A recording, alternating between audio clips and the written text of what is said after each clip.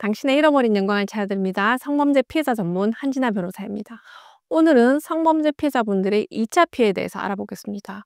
우선 2차 피해라는 의미는 피해자께서 피해를 당한 후에 가해자로부터 겪게 되는 추가적인 정신적, 경제적, 사회적 피해를 의미합니다. 성범죄 2차 피해의 대표적인 예로 첫째, 피해자의 인신공격을 하는 경우입니다. 가해자가 피해자의 행실이나 인성 등에 대한 부정적 평가로 공격을 하는데요. 예를 들어 피해자를 꽃뱀이라고 부르거나 합의금을 받으러 신고했다, 또는 원래 문란한 여자다라는 식으로 피해자를 비난하는 경우가 많습니다. 둘째, 가해자가 피해자에게 부당하게 맞고소하겠다거나 무고로 고소하겠다는 취지로 협박한 경우도 2차 가해가 될 수 있습니다. 이것은 보복범죄에 해당하는 것으로 특가법 제5조에 구해서는 고소인 등에 대한 보복범죄에 관하여 엄중하게 처벌하도록 규정하고 있습니다. 셋째, 가해자가 피해자와의 합의를 강요 또는 협박하는 경우에도 2차 가해가 될 수 있습니다. 이에 관해 아청법 제16조에서는 아동 청소년을 대상으로 하는 특정 범죄에서 합의 강요에 대해서 형사처벌 규정을 특별히 두고 있으며,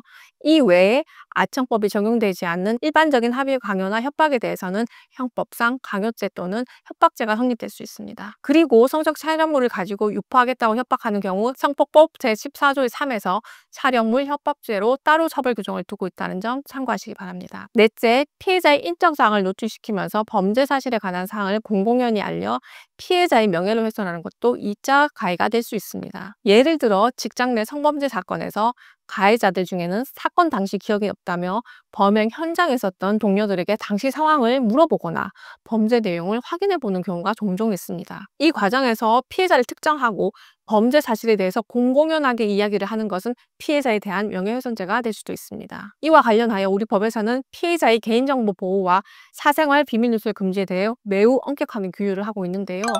성폭법 제24조 제1항에서는 성폭력 범죄를 수사 또는 재판하는 담당자는 피해자의 인적사항 및 사생활에 관한 비밀을 누설하지 않도록 규정을 하고 있고, 제2항에서는 누구든지 피해자를 특정할 수 있는 인적사항 등에 대해 피해자의 동의 없이 인쇄물을 싣거나 정보통신망을 통해 공개할 수 없다고 규정하면서 이러한 사항들을 위반한 경우 형사처벌을 할 수 있다는 규정을 두고 있습니다. 그러면 2차 피해를 입은 경우 어떻게 해야 될까요? 담당 수사관을 통해 경고 조치를 하고 재판 중이라면 피해자 변호사를 통해 고통을 호소하셔야 하겠습니다. 법원은 2차 가해를 한 가해자들을 엄중하게 처벌하고 있습니다.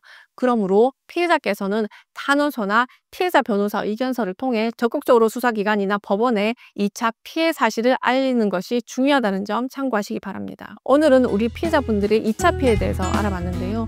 2차 피해로 고통을 호소하시는 피해자분들이 정말 많습니다. 가해자의 2차 가해를 중단시키고 이에 대해 반드시 응분의 법적 책임을 지도록 해야 하겠습니다. 이와 관련하여 도움이 필요하시면 상담 전화로 문의하세요. 저는 우리 피해자분들 홀로 외로운 길 가지 않도록 함께 하겠습니다. 다음 영상에서 또 뵙겠습니다.